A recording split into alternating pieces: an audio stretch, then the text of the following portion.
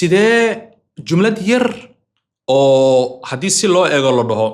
qof kasta yaqaana la dhihi karo siday u fududahay isla iyadii inta la qabto sidee loo koriyaa iyadoo la maraayo nidaamka hadda aan idiin soo sheegay ee ah qaabka qarsoon ee hadalka lagu hagaajiyo ilaa laga gaarsiiyo B2 ama C1 level jumlada ila fiiri jumladan marka base ahaan aan ka bilaabaynaa marka A1 tusaale ahaan ardayga wuxuu dhihi karaa I go to work. I go to work marka uu yiraahdo shaqadan aadaa shaqo waa jumlad fudud oo aad iyo aad u cad weeye waxa laga rabo. Now waxaan ku daraynaa hal tiiraan ku daraynaa. Tiirkan marka aan ku darayno dabcan tiirkeennii saddexaad weeye ee hore aan usoo sheegno oo ah adverb yar inaan ku darno ama sifo yar inaan samayno iyo wixii la midka. Haddaan idhaahdo I usually go to work slowly. Shaqada waxaan u aadaa si yara kaadsiime ay ku jirto marka labada qaybood oo hadda lagu soo zaa'idiyay oo labadooduba sheegaya adverb-nimada iyo waxa kan oo xogaa sifo ku sii daraya ayaa jumladii already u qaaday another level. Hadalkaagi marka muxuu noqday hadal xogaa yara sophisticated ah, hadal xogaa yara nidaamsan ayuu noqday. Now pillar 4 ayaan aadaynaa marka tiirka afraad oo soo baranaan aadaynaa. Tusaale ahaan waxaan ku daraynaa xiriiriyaal in wixii la isku xiro hadafna waan u yeelaynaa. Tusaale, although it was raining, I went to work to finish my project. Okay? Walow roob uu da'ayay, shaqada waxaan u aaday si aan mashruucaygii u dhammaystiro. So it's already advanced sentence way. Jumlad xogaa yara nidaamsan ku bilaabatay conjunction kadibna gadaal dambe laga sii raaciyay ujeedo. So conjunction waa lagu bilaabay purpose in gadaal laga raacay. So jumladan laba bardhig marka jumladii horo bilawga ahayd ee fudeed oo I go to work. So ardayga marka I go to work dhahaya si waliba aqoon u leeyahay aragtida laga qaadanaya waxa weeye still inuu yahay arday novice arday bilow inuu yahay. Laakiin ardayga hadda pillar 4 marsiinaya good job. Maadaama jumladeena ay hormarsan tahay hadda meel fiican ay marayso waxaan rabnaa inaan wax yar ku sii yara darno xogaa yar oo cilaan saara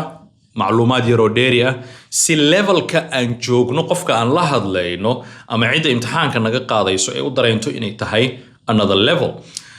Although it was raining heavily, I went to the office which is in London to finish my project. maxaa dareemaysaa marka waa isla jumladii laakiin xogaa yar waxaa lagu daray dheeri ah oo cilaan saar ah oo lagu qurxinayo. Okay, which is in London. Xafiiska marka hore anagu dan badan kama aan lahayn xafiiska waxaan u aaday shaqada inaan dhamaystiro kaliya laakiin this time xogaa yar waxaan ku daray xafiiska goobta uu ku yaalan sii sheegaya. Okay, so meelaha ku calaamadaysan oo dhan waxaad dareemi kartaa progressionka iyo horumarka jumladu ay samaynayso way marwalba ka dambeeyay. Now ha ilaawin marka ku daritaanka macluumaadkan yaryar ayaa ah waxa hadalka qofka badinaya tayana u yeelaya. Haddii marka ardaygu uu isku dayo inuu arrimaha noocan sameeyo isagoo structure-kan iyo qaabkan hadda aan kuu soo sheegay dhex maraya sidoo kalena helaya qof ku controla oo yiraahdo no don't do kan u qaad I mean coach fiican hela then qofkaasi inuu horumar luqadda ka sameeyo muddo yar waa ay u sahlan tahay si ka duwan inuu qofku yiraahdo aniga kaliya iswadaya aniga kaliya halkan ka baxaya amaba uu dhigto school ama nidaam meel laga yaabo saddexdaas qaybood oo muhiimka oo structure-ka iyo feedback-ga iyo practice-ka intaba una ku jirin ama qaybo kamid ah ay ka jiraan oo kale oo aan laga wada helaynin saddexda qaybood oo ku sheegay. Now waxaan kugu soo gabagabaynayaa marka in talaabooyinkan wax ku oolka ah qaadi. Talaabooyinkan waa 12 talaabo oo aad iyo aad u sahlan oo mid walibana aad dabaqi karto isla maanta. Number 1 ha baranin grammar kaligiis. Naxwaha kaligiis waqtiga ku lumin horaan u soo sheegnay caqabad ayuu kugu noqonayaa. Qaybta labaad oo aad ku dadaalaysto waxa weeye baro jumladaha iyo ereyada isticmaalkoodu uu badan yahay. luqad dhimatay oo quruun hore ah inaad buuga ka akhriso xuma tarayso high frequency sentence baro ereyna ha baranin baro jumlad bedelkii aad dhihi lahayd agree waa ku waafaqid ama ku raacid oo kale baro jumlad ayadoo ku jirto I totally agree saasoo kale u baro. Number 3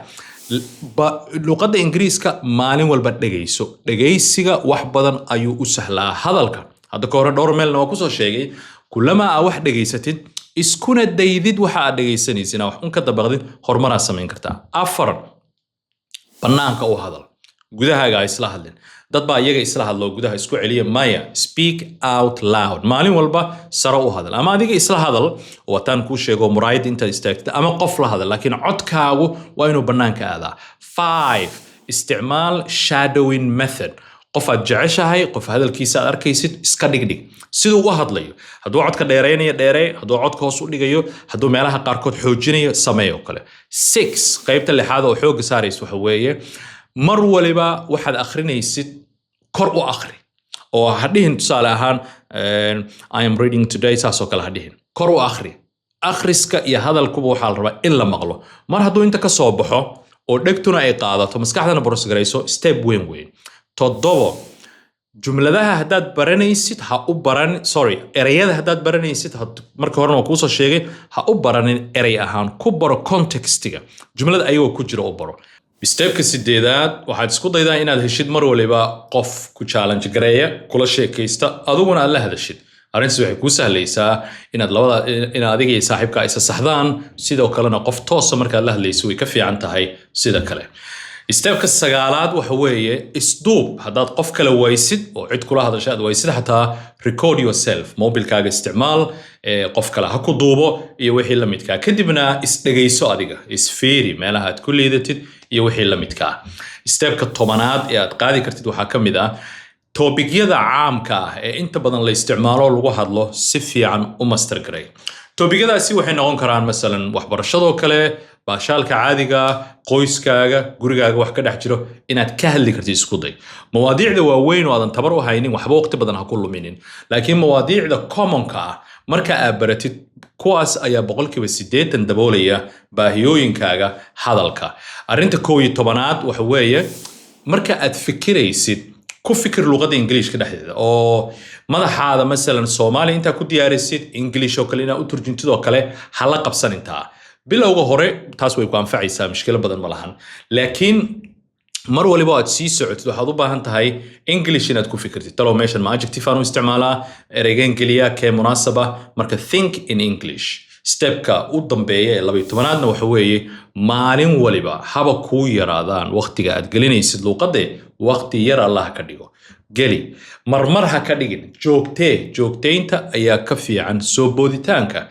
2 bilood oo aad toos luqadda u dabagashid waxa ka fiican muddo 1 sano ah oo maalin walba aad siisid 10 daqiiqo 15 daqiiqo kaliya joogteynta ayaa ka fiican ku soo boodida sida darteed stepskan haddaad qaadid waxa kuu sahlanaanaya in aad u hormartid si tartiiba aadan dareemaynin culaab iyo culays badanna ay naftaada ku hayn haddii aad danaynaysid inaad si degdeg ah u hormarisid luqadaada ama hadal ha ahaado ama qoraal ama levelka aad joogtid aad ka sii qaadid waxaad ku soo biiri kartaa fasaladeena sida tooska online u baxa waxaan isticmaalnaa 2 nidaam ama 2 manhaj oo caalami ah CFR oo ah manhajka guud iyo manhajka kale oo la yiraahdo UNLF ama United Nations Language Framework labadaas manhaj oo la isku daray waxa ay qofka u sahlayaan in caalamkii caadiga ahaa iyo caalamkii UN-ka iyo hay'adaha labaduba uu barto kadibna luqadii uu adeegsan karo si alla sida uu doono fasaladeena tooska xilli ayaa la furaa waxaad ka eegi kartaa qaybta descriptionka ama teamka ayaad la xiriiri kartaa si aad u ogaatid nooca hadda furan level waliba marmar ayaan furnaa oo goor waliba ma furno sidoo kale haddaad website-keena booqatidoo kale waxaad heli kartaa macluumaad aad iyo aad arrimahan kaaga caawin kara ha ahaadaan qoraallo muuqaallo kale iyo intaasoo dhan waxaa kuu sii dheer inaad heli kartid tijaabo free ah haddaad website-keena gashin oo aad booqatid waxaad heli kartaa inaad is ogaatid bal heerka aad joogtid quizyo iyo imtixaano free ayaa ku jira oo natiijaduna aad durbo ku ogaan kartid insha Allah cashirkan haddii muuqaalku kugu dheeraaday isagoo qoraal ah waxaad kala degi kartaa qaybta hoose si aad si tartiib ula socotid mar walibana waxaan kaa codsanaynaa inaad la wadaagtid in alla inta suuragalka ah ee qaraabaha ahaado walaalaha ahaado saaxiibaha ahaado waad isleedahay luqadda waa uu ku dhib qabaa balse waxyaabaha maanta aad baratay waa ay ka caawin karaan خير بدن أيين رجينيا السلام عليكم